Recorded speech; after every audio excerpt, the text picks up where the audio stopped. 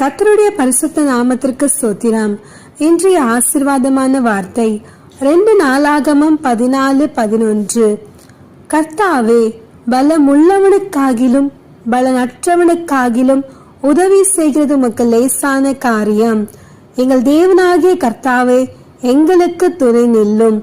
ஆமேன். இந்த வார்த்தையின்படியே தேவன் உங்களை ஆசீர்வதிப்பாராக. அன்பார்ந்த தேவ பிள்ளைகளே, கர்த்தர் இன்றைக்கு உங்களை பார்த்து சொல்லுகிறார், உங்களுக்கு உதவி கர்த்தரிடத்திலிருந்து வரப்போகிறது.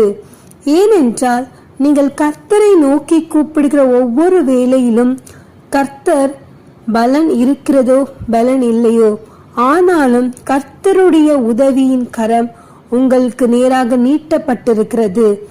ஏனென்றால் சில நேரம் நாம் துவண்டு போய் பலனற்று காணப்படுகிற போது கர்த்தருடைய பலன் நம்மை தாங்குகிறது, நம்மை வழி நடத்துகிறது.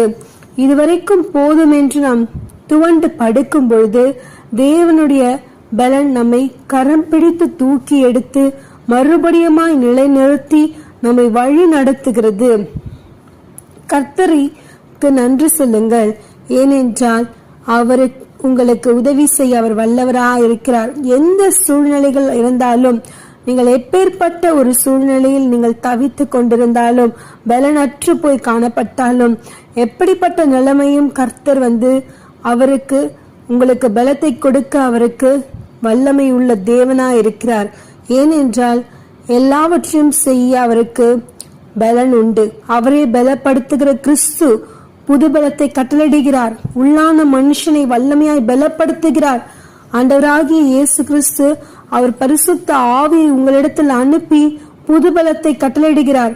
பரிசுத்த ஆவி உங்களிடத்தில் வரும்பொழுது நீங்கள் பலன் அடைந்து, பரிசுத்த ஆவியானவருடைய பலன் நீங்கள் பெற்றுக்கொள்ளும் பொழுது அநேகருக்கு முன்பாக நீங்கள் சாட்சிகளாய் நிற்பீர்கள். ஒருவேளை வியாதி நிமித்தம், கடன் நிமித்தம், போராட்டம், பிரச்சனை, மனுஷர்கள் கொடுக்கிற நிந்தைகளை நிமித்தம் நீங்கள் பலனற்று போயிருக்கலாம். ஆனால் கர்த்தருடைய பலன் உங்களை தாங்கும். ஏனென்றால் உதவி செய்கிறது அவருக்கு லேசான காரியம். உங்களுடைய வாழ்க்கையில நீங்கள் பார்க்கின்ற பெரிய பெரிய மலைகள், பர்வதங்கள், போராட்டங்கள், பிரச்சனைகள் எல்லாவற்றையும் உங்களுக்கு அது பெரிதாக காணப்படலாம்.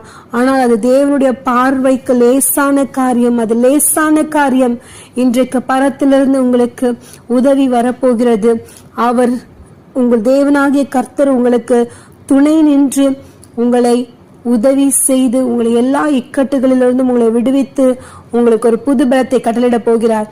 கர்த்தர் தாமே இந்த வார்த்தையின்படியே உங்களை ஆசீர்வதிப்பாராக. ஆமென்.